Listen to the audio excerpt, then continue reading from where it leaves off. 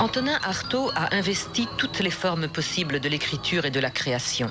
La célèbre collection NRF chez Gallimard nous livre ses écrits majeurs, parmi lesquels le célèbre Théâtre et son double, les écrits de Rodez, Artaud le Momo, Van Gogh le suicidé de la société.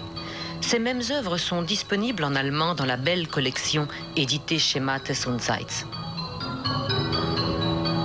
En 1985, le musée Cantini de Marseille, dont Artaud est originaire, rend hommage à l'œuvre graphique de l'écrivain. Le catalogue de l'exposition rassemble près de 80 dessins et portraits accompagnés d'extraits de ses œuvres. Un bel ouvrage abondamment commenté. Bien que méconnue, cette œuvre incarne sans doute l'acte d'expression où écriture, dessin, gestualité et oralité parviennent à fusionner et rejoignent intimement la théorie prônée dans le théâtre et son double.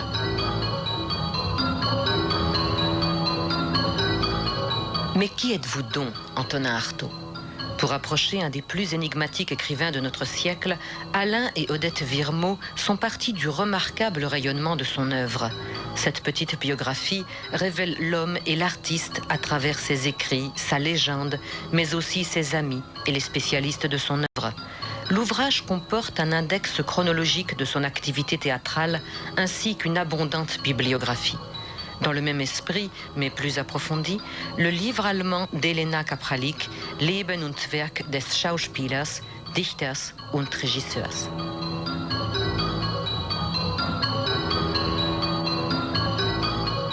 Lorsqu'Antonin Artaud sort de l'asile psychiatrique de Rodez en 1946, il confie la transcription de ses écrits à la jeune psychiatre Paul Thévenin, à qui Gallimard commande l'édition des œuvres complètes d'Artaud.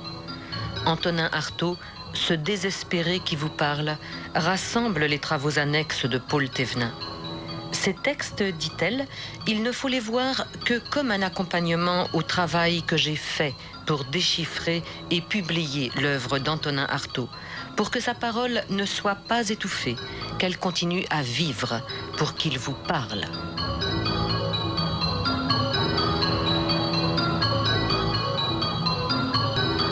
En 1946, Jacques Prévelle rencontre, comme on sait, Antonin Artaud.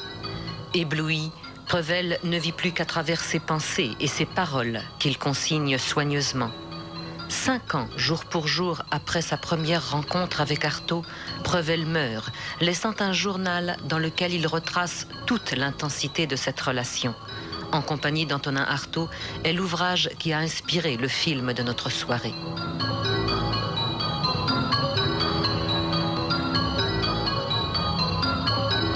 Le travail du poète Kenneth White dans le monde d'Antonin Artaud fait voir l'artiste autrement que comme une anomalie de la littérature. Pour approcher le plus possible de la vérité d'Artaud, il faut d'abord se mettre dans son esprit, dans cet espace cosmo-poétique, comme dit White, qui bouleverse notre perception du monde.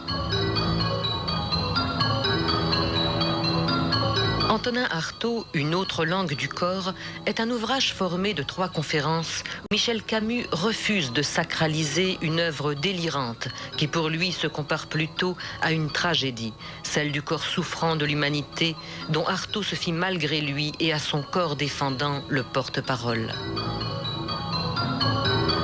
Jeune auteur de 25 ans, Catel Floch se penche dans Antonin Artaud et la conquête du corps sur les 4 derniers textes d'Artaud écrits pendant son internement à Rodez. Le tourment, le procès intenté au monde, la révolte d'un être à la perpétuelle recherche de son corps, toute la force et l'intensité d'une œuvre poussée à son paroxysme est contenue dans cet ouvrage. Y a-t-il une innocence de la cruauté ? Pourquoi notre plus grand désir veut-il ce qui nous détruit ? À qui, à quoi ai-je affaire dans l'acte cruel ? La cruauté au centre de la question de l'être, c'est le travail de littérature comparée de Camille Dumoulier confrontant la pensée de Nietzsche avec celle d'Artaud. Autre étude comparative, celle de Henri Mitterrand qui observe entre Artaud et Joyce un similaire désir d'incarnation dans la chair de la langue. Les 2 écrivains ont inventé un espace d'écriture qui transgresse les frontières subjectives entre la folie et la raison, entre le corps et l'esprit, entre le moi et l'autre. Antonin Artaud est surtout connu en Allemagne par le théâtre de la cruauté. Karl Alfred Blüher étudie l'influence du poète sur certains auteurs dramatiques comme Beckett, Ionesco, Genet ou Arabal. En fin d'ouvrage, vous trouverez aussi un index et une bibliographie très précieuse. Pour le 100e anniversaire d'Antonin Artaud, le Festival de Berlin propose jusqu'au 30 septembre prochain un vaste regard sur son œuvre sous forme de lecture, de pièces de théâtre et d'une rétrospective des films où il a joué. Si vous désirez plus d'amples informations, vous pouvez appeler le 19 49 30 254 89 0 et pour les réservations, le 19 49 30 254 89 100. Vous trouverez les conseils de lecture de Biblio sur le Minitel en tapant 3615 code Arte, puis Biblio soirée thématique. Théma se termine, mais la nuit continue sur Arte.